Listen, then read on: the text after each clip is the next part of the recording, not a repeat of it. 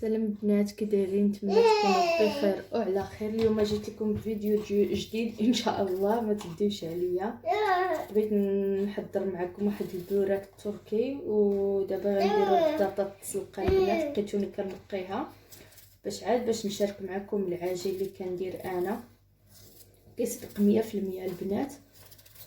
ودابا كي كتشوفوا كنقي بطاطا نقطعها نديرها تسلقه البنات، باش منين ندير العجين يخمر ليا شويه ما يجي يوجد حتى تكون البطاطا بردات شويه من بعد السليق. راكم عارفين الخضره الحاجه السخونه دغيا كتقطع العجين. هاد العجين الصراحه زوينه كتبقى تجبد البنات. المهم خليكم معايا ما تمشيو فين، ان شاء الله يعجبكم الفيديو. يلا خليكم معايا، من نسالي رجع لكم البنات. من بغي نعجن غادي نرجع لكم. كيف كتعرفوا البنات البوراك راه بزاف كيعرفوا. المهم نشارك معكم طريقتي انا كنديرو بالفرماج والبطاطا مسلوقه. خليكم معايا ان شاء الله يعجبكم. نتمنى تجربوه، وصراحه ساهل ودغيا كيوجد، يعني ما كياخذش الوقت. فكرت هو نسبقوه هو الاول، عاد نشوف حاجه اخرى البنات نوجدها. كيف كتعرفوا العجينه هي اللي كتشد شويه الوقت. ونحضر معكم البنات، بغيت نحضر حتى مسمن معمر ان شاء الله. خليكم معايا ما تمشيو فين، ان شاء الله يعجبكم الفيديو. المهم البنات كيف كتشوفوا انا غنوجد العجين. غادي نقول لكم شنو غنحتاجو البنات.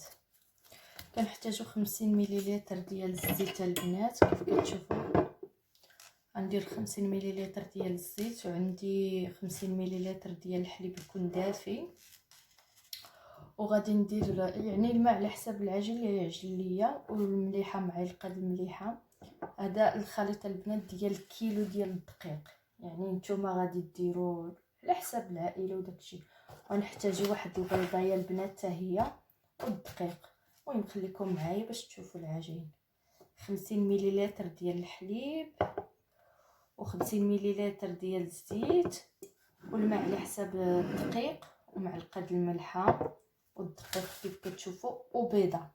المهم اول حاجه البنات غادي نديرها هي غنجيب، ما عنديش البنات انا قصيعه، غادي ندير البيضه اليوم. غنسوي الدقيق كيف كتشوفوا،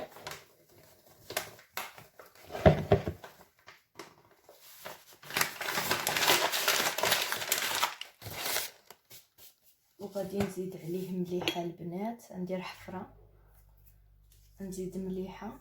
المهم عينكم انا كنعبر غير بعينيا كيف كتشوفوا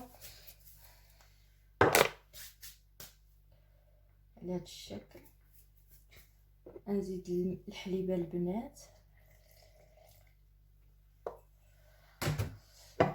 والزيت 50 مليلتر. انا عبيت نفس الكاس ديال الحليب.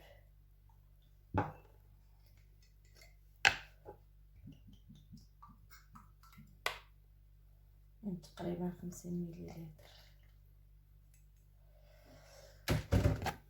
ونزيد بيضه البنات، نزيدو بيضه كيف كتشاهدوا معانا.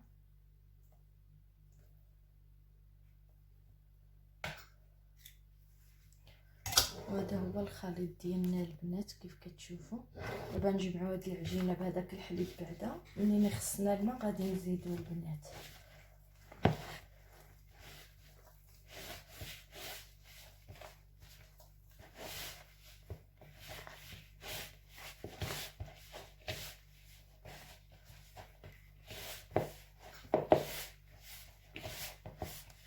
كيف كتشوفوا البطاطا ديالي راه كتسلق البنات، يعني راه البطاطا ما كتاخذش الوقت دغيا.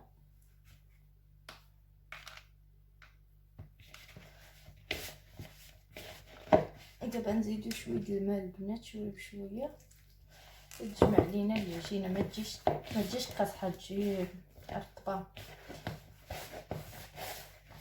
اللي بغى يزيد الخميره يزيدها، يعني تيبقى اختيار ديالكم.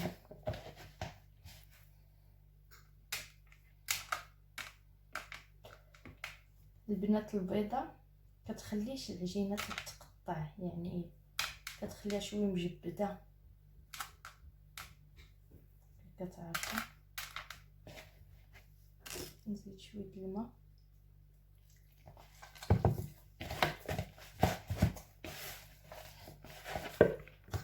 المهم نحط العجينه هنا البنات، متدلكوش بزاف، شويه وصافي. المهم تجمعوا داك الدقيق.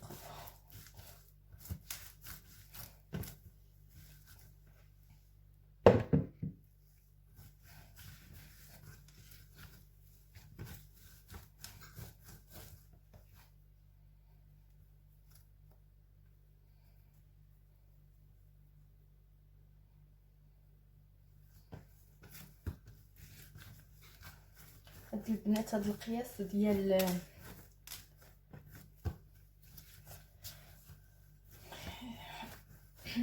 كيف كتشوفوا، اللي بغى يكتر على حسب العائله، راكم عارفين. انا باغا ندير غير وحده.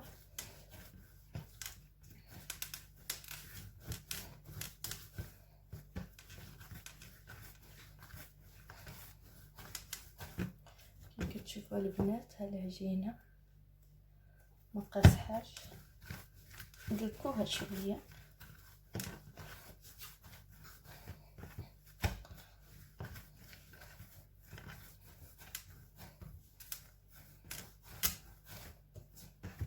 كيف كتشوفوا هانتوما البنات، يعني واخا تدلكيها كتبقى رطبه.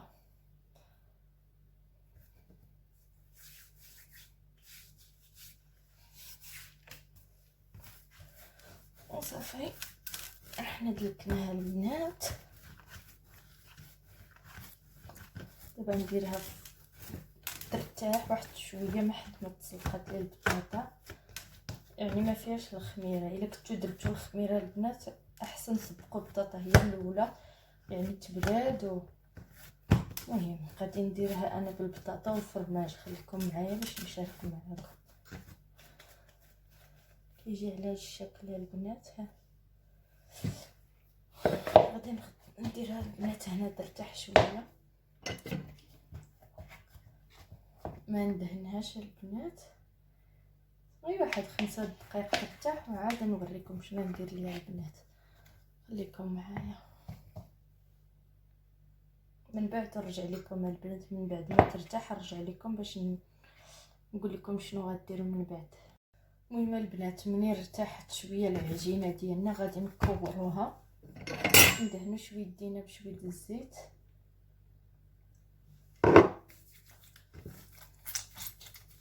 كيف كتشوفوا ارتاحت شويه، وغادي نقطعوها على شكل دوائر، يعني هكذا بحال المسمن.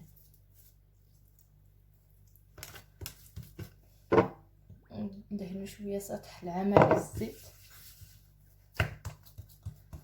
على هذا الشكل.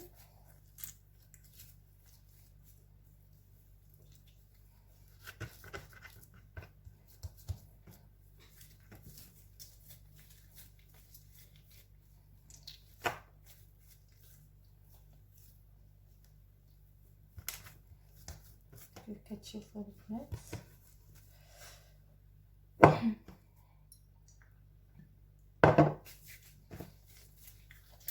المهم انا ما درتش كيلو البنات ديال الدقيق، درت يعني قياس كيلو الصراحه يعني كثير.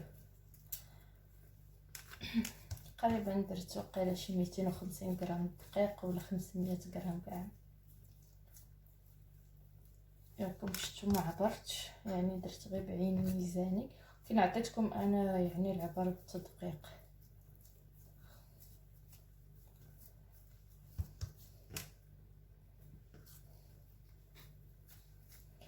دابا البنات كيف كتشوفوا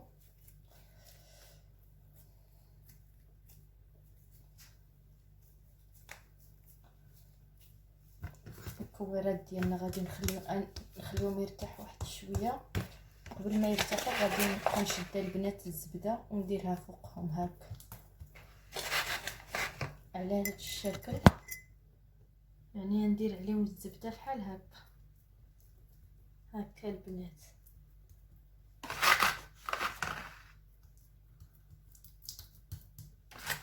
ندوز عليهم الزبده كاملين البنات هكا كيف كتشوفوا. ونخليهم يرتاحوا واحد ما وجدت البطاطا ويعني وخلطناها مع الفرماج. ورجع لكم البنات، ها نتوما البنات شفتوا كندير فوقها الزبيده بحال هكا. غادي تخرج ليا واحد البوراك يعني مزيان صافي. تخليوهم يرتاحوا البنات شويه، من يسالوا نرجع لكم باش نوريكم كيف ندير البطاطا معايا. انا خلطتها، خليكم معايا ما تمشيو فين. المهم البنات من بعد ما تسلقات ليا هنايا البطاطا ديالي كيف كتشوفوا درتها تقطر شويه، وانا غادي ندير البصله شحر ليا قطعتها. ونحتاجو فهاد الفرماج البنات كيف كتشوفوا هذا كيبقى يتفرتت. ونحتاج شويه ديال القزبر يابس، وهذا ما عرفتش شنو سميتو بالعربيه البنات في المانيا سميتو شنيتزلاش، كتعرفوا داير بحال هكا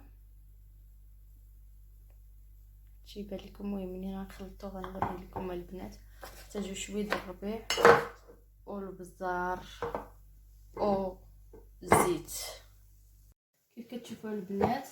اول حاجه غادي نطيب البصله نديرها طيب، غادي نزيد عليها زيت الزيتون كيف كتشوفوا.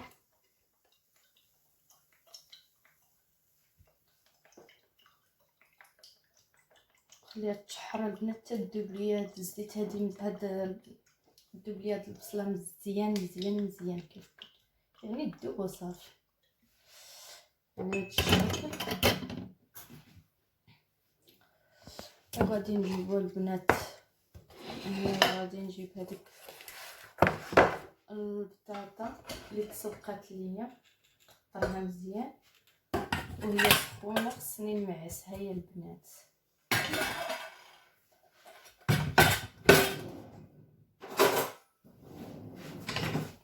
نعسوها مزيان البنات وهي سخونه، حيت كتبرد ما كتبقى شويه كتمعش كامله كيف كتشوفوا.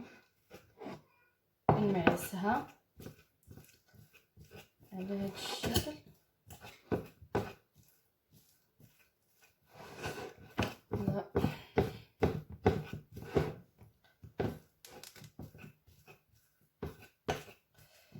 نمعسها مزيان وهي سخونه.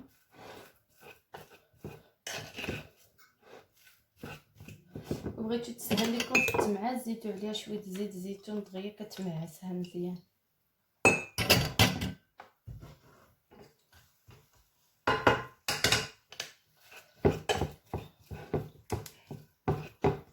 تولي علاش كبوري.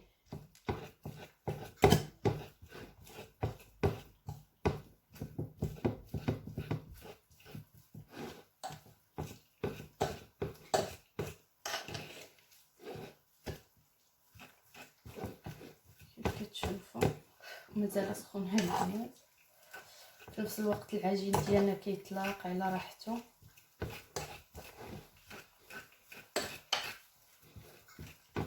المهم راه معستها البنات كامله تجي على هذا الشكل هذا.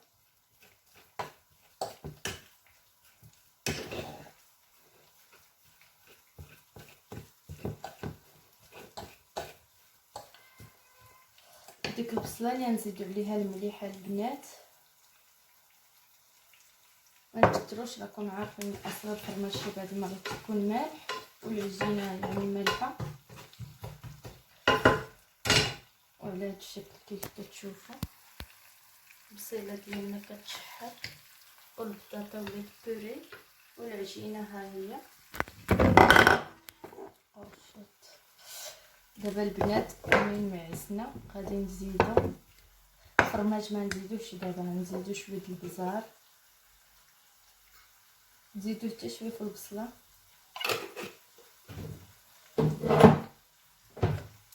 شويه الربيع البنات في المانيا هذا ندير ديجا واجد شويه باش تيعطي الخضوره.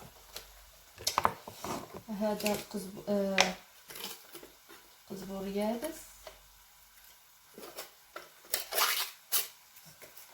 كتشوفوا البنات. هادو عند التواركه موجودين شويه باش يعطي النكهه. كنزيدو هذا شنيتزل، هذا تيكون بحال العويدات الطوال. هانتوما انا نوريكم كيف يكون على هذا الشكل البنات. عرفتوا واش يبان لكم؟ المهم الا بغيتو تزيدو الزعتر على حسب الذوق ديالكم نتوما صافي. انا باش يعطي داك مع الفرماج والبطاطا يعطي داك الخضوره شويه كتشوفوا.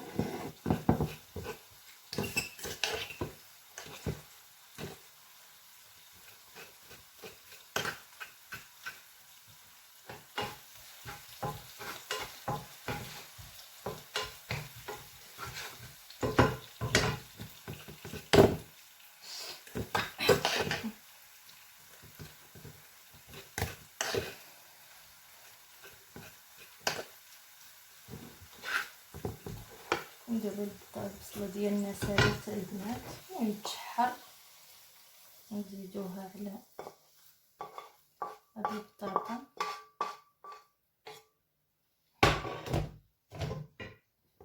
كيف كتشوفوا. نخلطو المقادير مجموعين.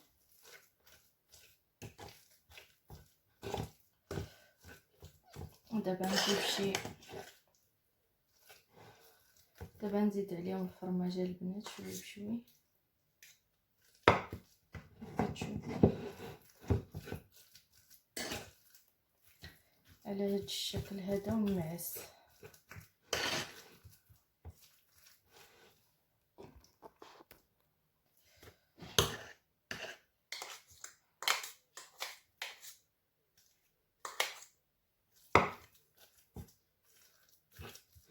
تقدروا ديروا غير الفرماج بوحدو مع شويه البصله مشحره ولا طريه، وتقدروا ديروا هكا. صراحه كمجموعه احسن تيجي مذاق بنين. جربوها البنات وردوا عليا. هكا كيكون الخليط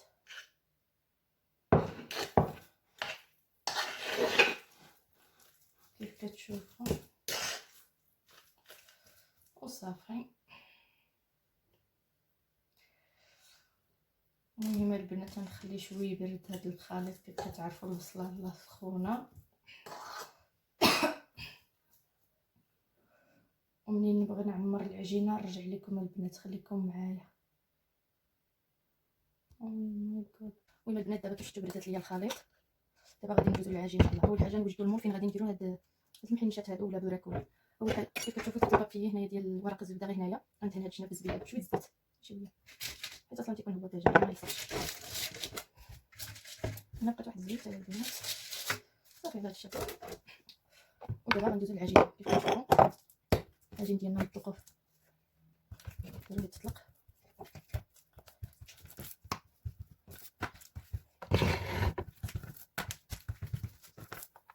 كيف كتشوفوا كيتقطع ما والو.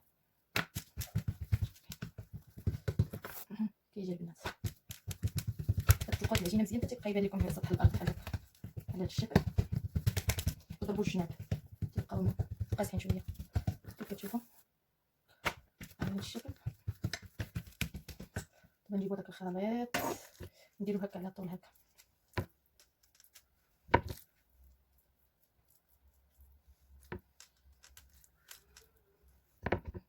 كيجي بنين البنات بنين. جربوا كنشدو هكا كنلويو هكا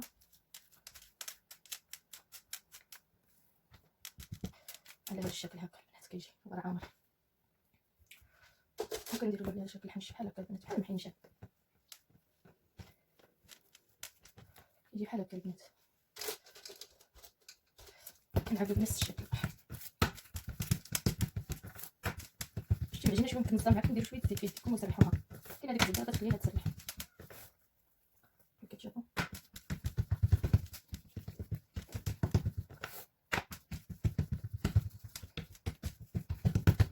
وانتم البنات كل ترققتوها كتعطي نتيجه احسن. هانتوما البنات الله يبارك. نفس الحاجه البنات عمرو ديك العماره.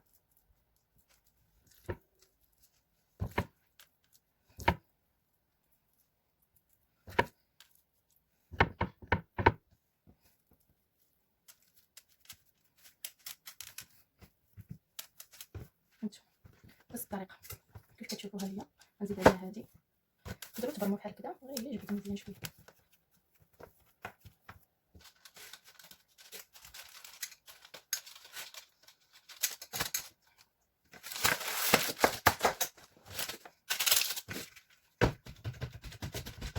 نزيدو نفس الحاجه البنات، نزيد شويه الزبيب باش تلقيت ما كينشفوا.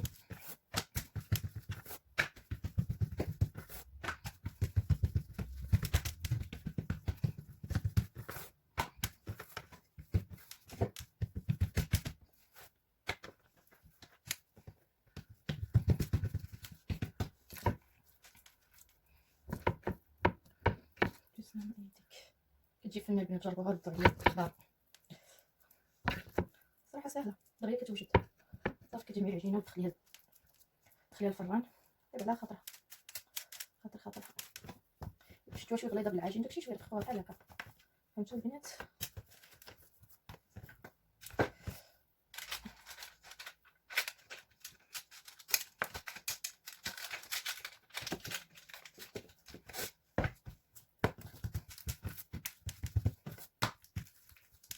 صراحه نزيد غير وحيده حيت مابقاش البلاصه.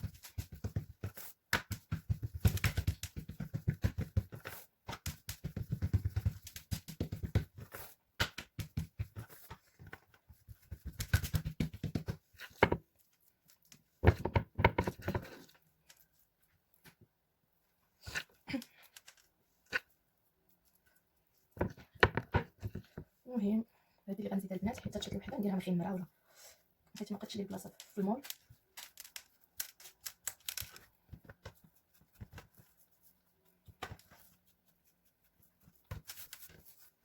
شوفوا هذا الشكل البنات، واحد الجهه جات لي مضيقه غادي تسمحوا لي البنات. كتشوفوا تقدروا تقلبوها شويه ماشي مشكل.